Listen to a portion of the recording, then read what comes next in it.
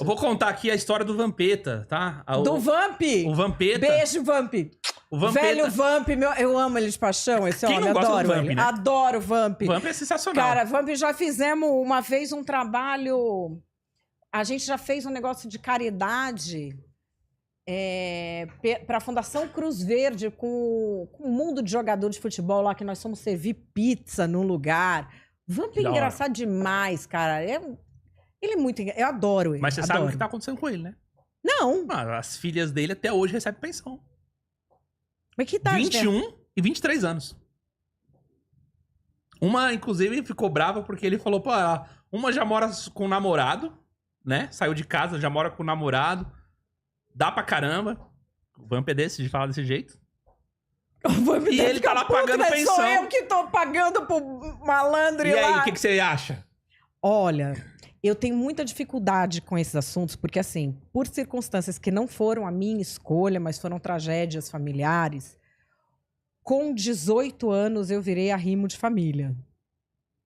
Eu tinha que sustentar o meu irmão e minha irmã menores, a minha avó e o meu avô que ficaram cuidando deles, com 18.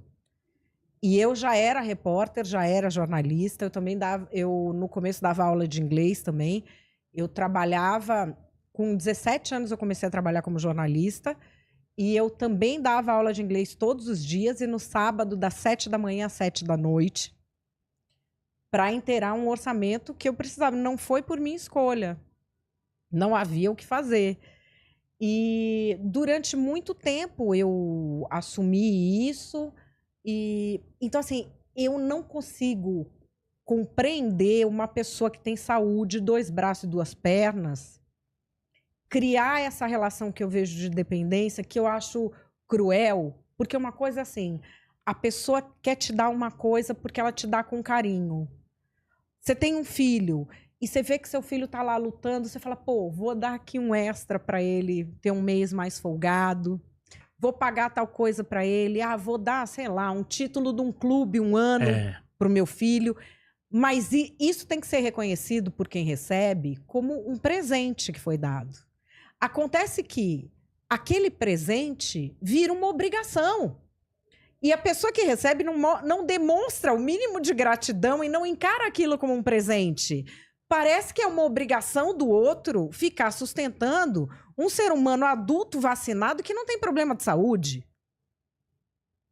Eu não consigo entender essa lógica da pessoa não ter dignidade e ter orgulho de falar para todo mundo, eu sou indigno e eu fico forçando as minhas responsabilidades para cima de outra pessoa como se fosse obrigação da outra pessoa.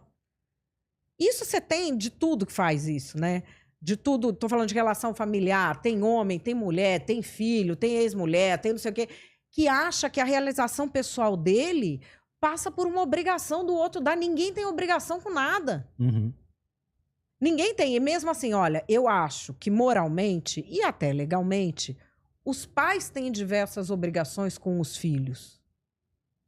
Mas as pessoas que têm a tragédia de ter pais que são irresponsáveis não podem carregar esses pais como fardos para o resto da vida. Ficar remoendo, sabe, essa situação, indo atrás e querendo. Esquece. É uma tragédia que aconteceu. Lida com as coisas boas que sua vida tem. E, por outro lado, eu vejo pessoas que têm bons pais e que acham que é obrigação do pai e da mãe dar tudo. Não é. Assim, eu não consigo entender porque com 17 anos eu era independente financeiramente. Então eu tenho muito... E assim, eu fui independente financeiramente, uma coisa que na minha classe social, que é a classe média, é difícil de você ver. Mas aí eu te pergunto, na periferia, um jovem de 23 anos não é independente? Sim, é. A maioria do Brasil... Você vê bastante. Você vê muito. Você vê mais o de 23 ajudando a mãe do que vice-versa. Porque quando ele começa a ver que ele pode fazer um dinheirinho, ele quer ajudar a mãe, né? Sim. Ajudar em casa. Ajudar em casa. Eu acho que isso do ajudar em casa é uma coisa muito presente no Brasil. Sempre existiu. Aí a gente vê a pessoa que já foi bem criada, que já veio ficar pedindo dinheiro para os pais. E assim, se é de um jeito E também tem o seguinte, o dinheiro dos pais é dos pais. Tem até uma advogada que fala sempre dessas coisas que eu vejo muito, uma loira, não sei se sabe o nome. São todas loiras, né? É muito. Ai, gente, é que eu vejo pouco rede social. Mas ela fala, eu vi ela falando umas 2 ou 3 vezes, alguém falando, não, porque o meu pai, ou a minha mãe, meu pai morreu, deixou tudo para minha mãe, e a minha mãe arrumou um namorado, e agora ela não quer mais ajudar aqui em casa, e ela pagava não sei o que para o meu filho. Tipo, a pessoa já é casada, a mãe ajuda, e não sei o que. Aí ela fala Cara, assim, que bagunça, velho. a pessoa já é casada, e aí a mãe ajudava, mas ficou viúva, e agora tá fazendo os trelelê dela. Como é que a gente faz? Porque ele vai gastar todo o dinheiro. Ela fala, o dinheiro não é seu, o dinheiro é da sua mãe. Ela pode gastar como ela quiser. Sabe como é que você faz para ter dinheiro da sua mãe? Você trata ela muito bem e reconhece que ela tá te dando um presente quando ela tá dando esse dinheiro. Tem isso. Tem. A pessoa se sente no direito de ter o que é do outro, cara. Mas isso é uma coisa muito, muito grave no Brasil. O Brasil tem sérios problemas familiares. Um dos problemas familiares é que a família brasileira, até a década de 50, 60, ela tinha uma configuração diferente, era uma família estendida, então meio que todo mundo morava em volta dos mais velhos, né? Dos avós ali, vem os filhos e os netos. Então, tipo, é muito comum num lugar, ainda assim, morar, digamos, num bairro, certo? Morar todo mundo junto ali, da família, todo mundo mora perto, um socorre o outro, um cuida do filho do outro, e assim por diante. Educa, leva pra lá, passeia e tal. Mas isso foi gerando um problema, porque a população foi envelhecendo, e é muito comum, tá? Eu trabalhei em escola de inglês durante muitos anos, eu vendi muito curso de inglês durante muitos anos pra pessoas que quem pagava era o avô. Era o cara que tá aposentado, ainda tá trabalhando, pra completar o dinheiro de casa. E ele paga o curso do neto, a avó com benefício, pensão por morte que ela recebe, ou por aposentadoria. Ela pagava o curso e investia na geração mais jovem. Isso é um problema, porque isso gera uma pressão financeira em pessoas que estão fragilizadas no contexto de precisarem de cuidado, então elas precisam de pessoas perto. Isso gera uma dependência financeira, porque essa pessoa ela já trabalhou pra caramba a vida toda, não devia estar trabalhando mais, não devia estar com 70 anos fazendo bico, sabe? Nem que seja anotando o jogo do bicho. Eu vi muita gente fazendo isso. Sabe? Fazendo bicos, assim, trabalhando além da conta, porque ela precisava continuar com uma grana entrando no mês para poder sustentar outras pessoas mais jovens. E esse problema é tão grave que, se você for analisar, grande parte das agressões físicas que ocorrem contra idosos são dos próprios familiares. Cara, isso é uma coisa que eu acho que também tem a ver com essa falta de valorização da figura paterna. Sabe dessa coisa? A nossa sociedade é muito permissiva com o homem que abandona filho, eu acho. Também. Muito permissiva. Isso em todas as classes. Eu vejo muito pai de Instagram, sabe? Putz, esse é um assunto polêmico. Cara, e assim, e aí você vê que parece que é um tipo de coisa que só quem não presta se dá bem. Você viu? Porque o cara que quer cuidar do filho, às vezes separado, a mulher chantageia, ele não consegue ver. E o que não presta, que não tem contato com o filho, ele se dá bem e não tem reprimenda social nenhuma também. Vamos dar 2 passos para trás nesse assunto. Você chegou a ver o que aconteceu nos Estados Unidos sobre isso? Não. Que aqui a gente não tem tantos dados, né? A gente não tem tanta informação estatística. Mas nos Estados Unidos tem. Até a década de 60, 70, até depois do movimento de igualdade racial, com Martin Luther King, você vê até discursos deles, tá? Eles falavam coisas como, nós vamos cuidar das nossas próprias esposas, nós vamos cuidar dos nossos filhos, só queremos que o Estado nos deixe em paz, desde que a gente trabalhe, prospere. Eles tinham um senso de comunidade, né, de identidade muito forte. Então, eles não queriam nada, só queriam fazer as coisas do jeito deles, ou seja, vencerem a discriminação. Naquela época, isso aqui no Brasil é a mesma coisa, tá? Naquela época, o povo casava, a taxa de casamento entre os negros, inclusive, era maior do que os brancos, 3 vezes maior. Eles casavam e tinham mais filhos, e o abandono parental era 0. Até mesmo porque, socialmente falando, existe uma hierarquia entre os homens. E isso é uma coisa importante que eu vou retornar lá na frente. Chegou o governo Reagan lá, na década de 80, e, se eu não me engano, teve alguém também que começou isso em pequena escala, mas no governo Reagan isso se intensificou. Que era o quê? Um benefício que davam para aqueles da comunidade negra, que as mulheres, elas tinham, digamos, filhos, eram mães solteiras, né? Elas tinham filhos e que o pai abandonou. O que começou a acontecer? Divórcio em massa. Eram poucos o que recebiam no começo, só que as mulheres começaram a expulsar os homens de casa, começaram a trair, começaram a fazer filho fora do casamento, de propósito, para poder receber esse benefício. E recebiam benefício financeiro, moradia. Até hoje existe isso daí no Brooklyn. Até hoje existe. Então elas recebiam moradia, recebiam benefício do assistencialismo, né? Elas ganhavam isso durante um tempo, só que os filhos cresciam. O que os filhos faziam quando eles cresciam? Filhos.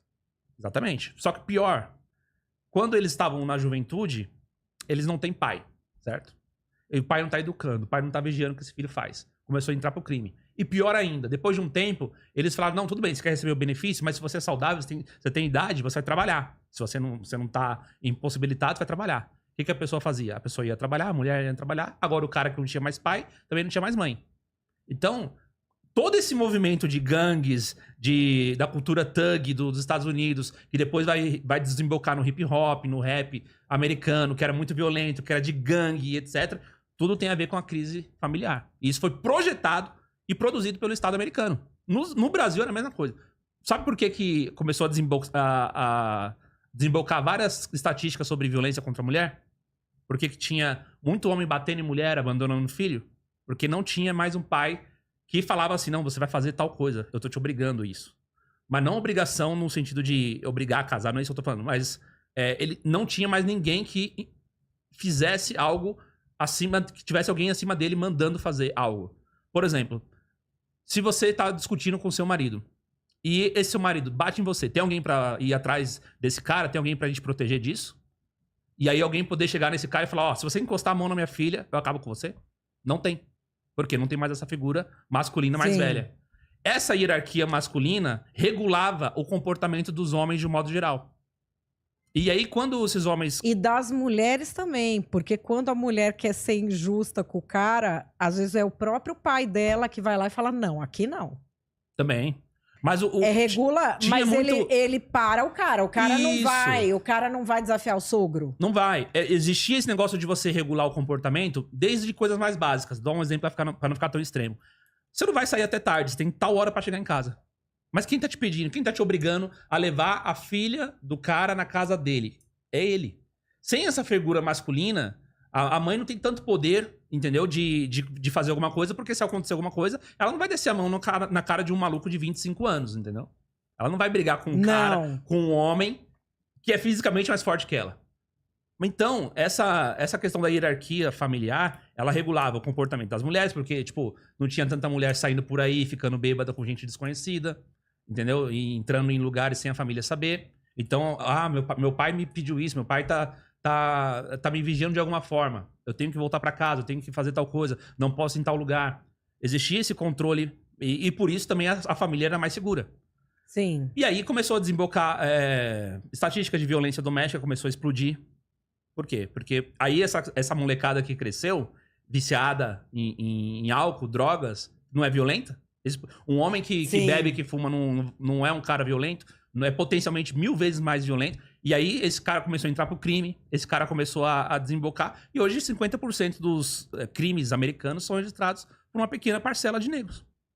Você sabe que eu vi uma entrevista do Obama que não era sobre a questão da criminalidade, era sobre a questão de por que os imigrantes asiáticos, tanto indianos quanto chineses, eles são minorias, eles vêm mais pobres, a quantidade de chineses e de indianos ricos que procuram mover para os Estados Unidos é pequena. Uhum. Geralmente os ricos eles vão e voltam, né? Estudam filho numa universidade, uma coisa assim.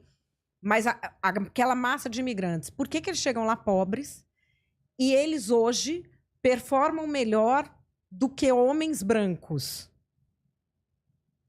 E aí, tava isso, de não sei o quê. Aí o Obama parou tudo assim e falou assim, vamos falar da questão do pai em casa? O Obama, cara. Caramba. O Obama falou, nós precisamos falar, né? Dessa questão do pai em casa, da valorização do homem na família. O Obama, cara. Então, assim, não é nem uma questão que nós estamos falando ideológica. É uma questão de fatos. Se você está numa família estruturada, a sua chance de conseguir coisas na vida é muito maior. Muito maior. É muito maior. Assim, por N motivos, pelos motivos práticos de que vão te abrir portas, você ouve mais conselho, você se preserva mais, você tem mais direcionamento na vida, tem mais saúde mental. Você já viu as estatísticas do governo americano sobre isso? Não. Os filhos de famílias estruturadas é tipo 80% dos homicidas, mais de 90% da população carcerária, mais de 80% dos suicidas, dos viciados em drogas. Cara, os filhos disfuncionais, inclusive, eles chegam na fase adulta precisando cada vez mais de remédios, de terapia, porque eles precisam cuidar da carga psicológica e performam pior no trabalho, por isso que eles ganham menos. Mas tá tudo lá nos dados americanos. Eles cruzam tudo isso no histórico de quase 30 anos. Então, assim, não tem como discutir. Não, e tem essa... Eu acho que hoje em dia a questão da família no Brasil virou uma discussão meio ideológica, né? Do tipo de família, e de família não sei o quê. Mas todo mundo sabe o que é uma família, né? Não tô nem entrando no mérito que falam que se a pessoa é hétero. Nós estamos falando de uma família estruturada, que se estrutura como família, em que você tem figuras de autoridade, a figura paterna, a figura materna, você tem a figura dos filhos. Não adianta, a humanidade, há quanto tempo ela se organiza assim? E a gente tá passando por um problema muito grave no Brasil, que essa questão ideológica desemboca num outro problema, que as pessoas não estão tendo filhos. E um dos motivos que as pessoas não têm filhos é o custo de vida no Brasil, juntamente com a renda. Sim, e aí diminui por quê? Porque, como tá desestruturado, não tem aquela junção de salário para você conseguir fazer as coisas também. Exatamente. E aí o pessoal fala, né, a questão do Brasil enquanto economia, enquanto lugar para trabalhar e se viver, é o maior anticoncepcional que existe. Você não precisa fazer propaganda. Verdade. Você não precisa fazer propaganda contra a família, você não precisa pregar a extinção do homem, do macho. Tudo isso daí é balela. O que mais atrapalha mesmo as pessoas de se envolverem enquanto família e terem, né, ali a sua estrutura é essa questão econômica. E eu acho que tem até gente que quer ter filho e que bota na... Eu conheço casal que botou na ponta do lápis e falou, putz... Não, as escolas de classe média estão fechando. Porque não tem aluno. Não tem aluno. Por quê? A classe média decidiu 10 anos atrás que não vai ter mais filho. Acabou. Isso eu fiz uma reportagem, acho que faz uns 20 anos, quando os caras começaram a ver o índice. Porque... Tava conversando isso com uma amiga esses dias, que ela falou assim, eu tenho 3 filhos e as pessoas me falam que eu sou louca.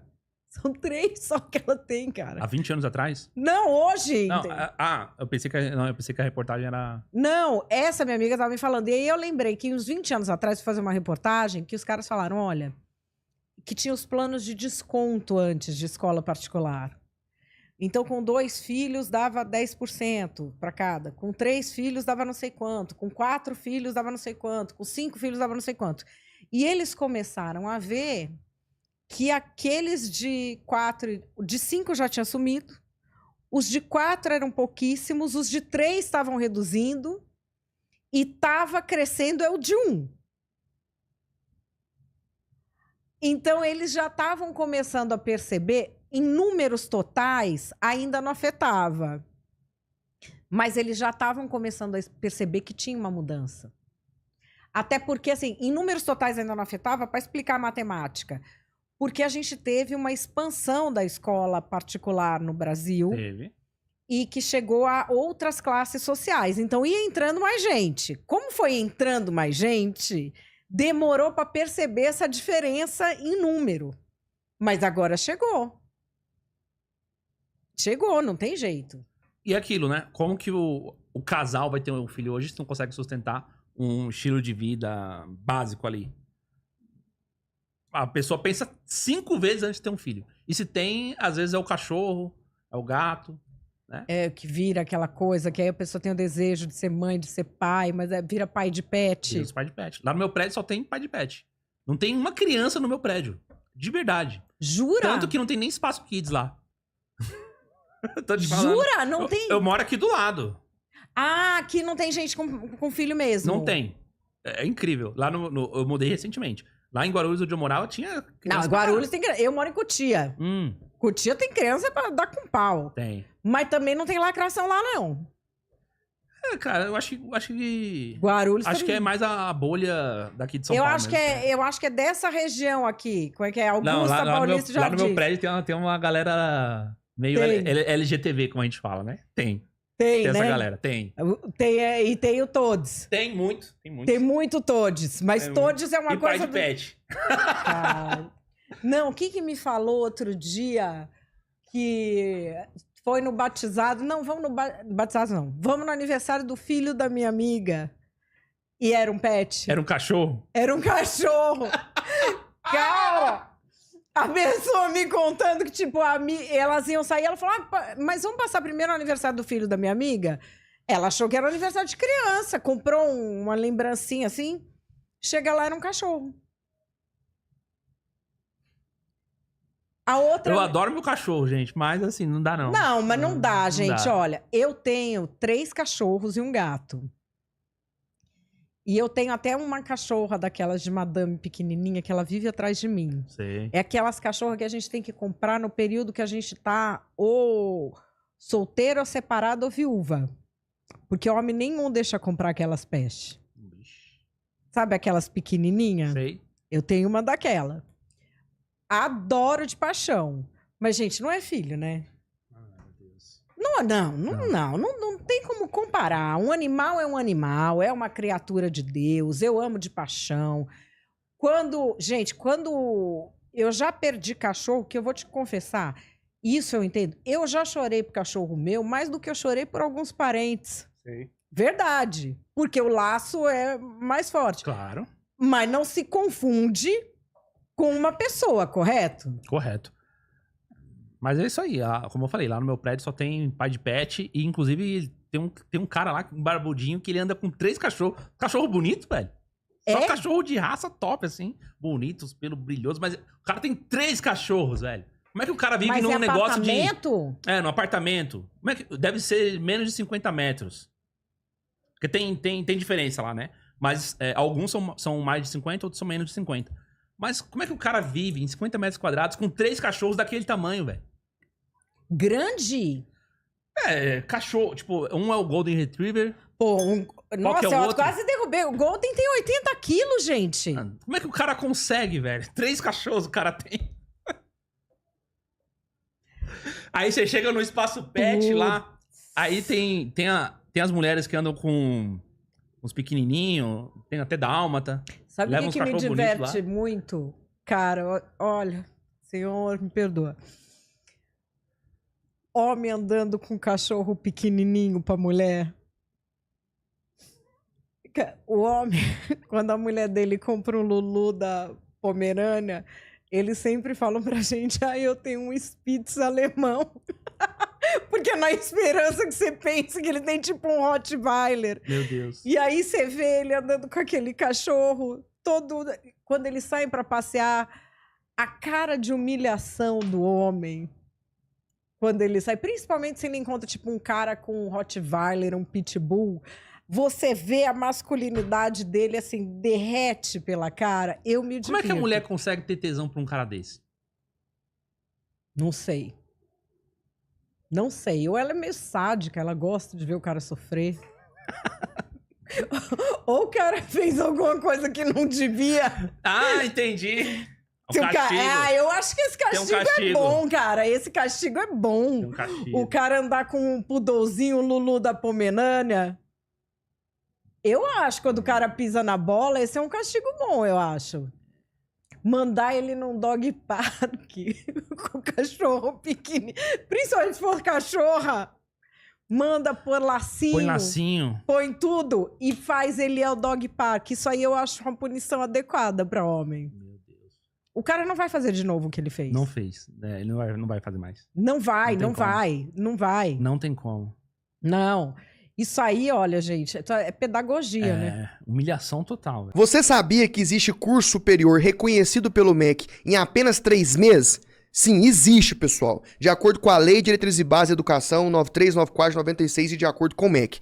Basta ter nível médio completo, que você consegue fazer o curso superior sequencial de gestão em segurança pública e privada. E com ele, você pode prestar qualquer, eu vou repetir, qualquer concurso público que exija nível superior completo em qualquer área, sem exigir graduação ou diploma. Concurso de polícia militar, polícia civil de alguns estados, polícia penal, bombeiro militar, guarda municipal, concurso de prefeitura, técnico, administrativo, qualquer concurso. Ficou curioso? Tá achando que é golpe? Não tá acreditando? Clica aqui abaixo agora e sabe mais que eu vou te explicar.